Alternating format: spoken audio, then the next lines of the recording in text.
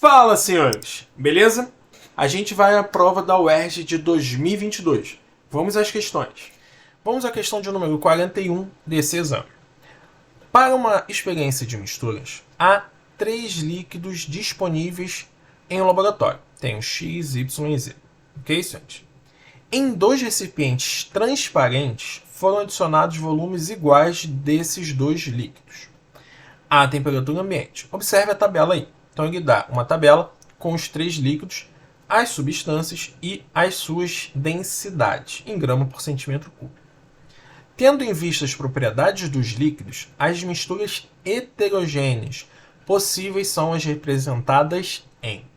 Então, olha só. Nessa questão, a gente tem que pensar também, além da densidade, que já está aí, na polaridade das substâncias.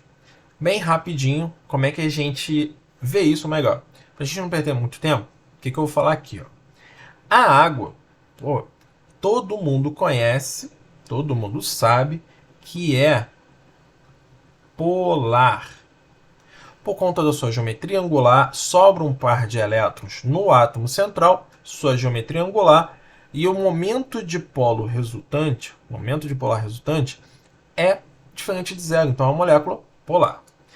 O benzeno, como um hidrocarboneto, ele é apolar.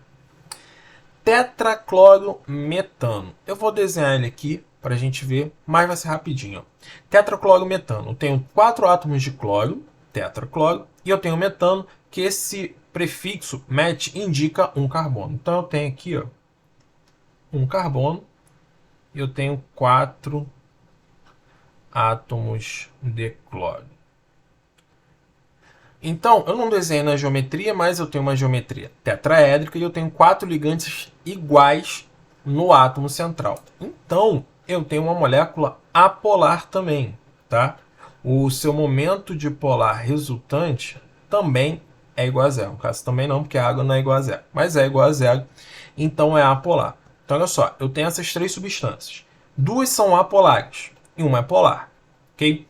Como ele quer uma mistura heterogênea, necessariamente eu vou ter que misturar X com Y e X com Z.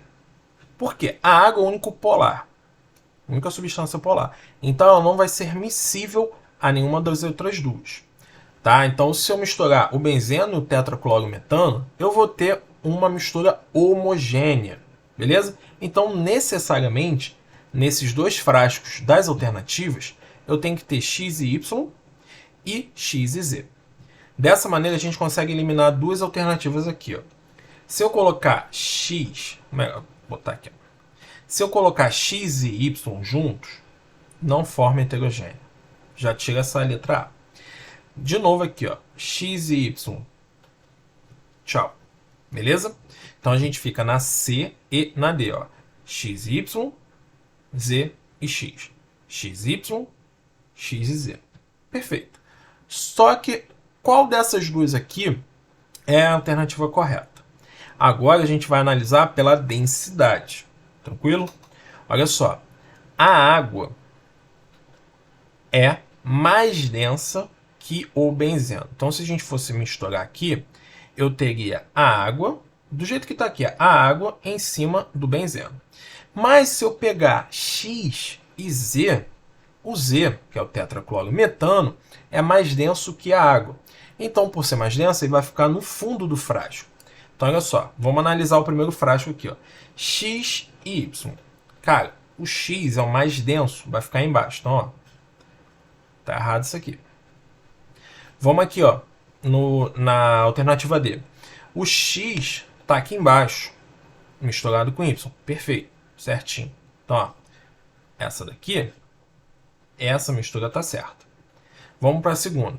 X e Z. X é menos denso, está em cima e Z está embaixo. Perfeito. É essa alternativa.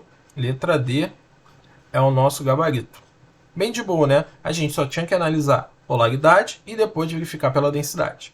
Tranquilo? Então é isso, matamos a questão. Se gostou, dá uma curtida aí, gente. Valeu!